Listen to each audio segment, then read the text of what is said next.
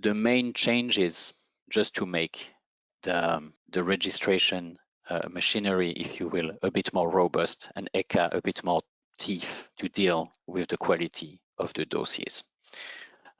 So this validity period of registration for 10 years, for example, the capacity for ECHA to conduct completeness checks, these are just based on, I think, the very pragmatic realization by ECHA and member states that there's the good, the bad, and the ugly in the registration database at the moment. There's a lot of old data. There's a lot of data that that looks complete on the side of it, but isn't. The technical completeness check, the automated checks only go so far.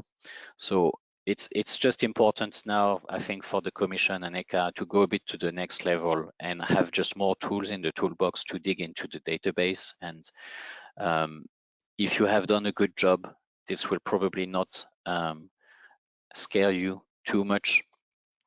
Registration updates for those registered under the previous NORMS legislation, that's also probably a pragmatic thing to do. Registration revocation is a big one. There's always been a weak, sort of weak link in capacities to enforce the incomplete or the lack of registration. Sorry, the incomplete dossiers. ECHA never had the power to revoke a dossier, and member states didn't feel like they could do this until ECHA gave them a word that there was an incompliance. So something was just missing to go after those bad apples, if you wish. So this is a result of that. Dossier updates for substances of very high concern. That may be one maybe to look at a bit more in detail, because the Commission proposal is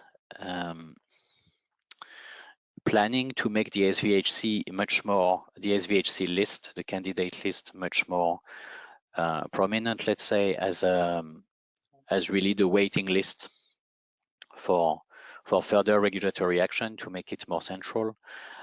So it's going to have cascading effects. If this is really the case, it means dossier updates will be much more, I mean, there's going to be higher likelihood that you need dossier update if you end up identified as SVHC. So if we see more SVHCs identified, there's going to be more need for dossier updates. So you're going to have to be much more proactive in sort of monitoring what's going on there. And dossier with only FISCEM data must update. I think that's also, again, going after those that have gone a bit the minimalist way in their REACH compliance in their dossiers. So watch out for these under registration.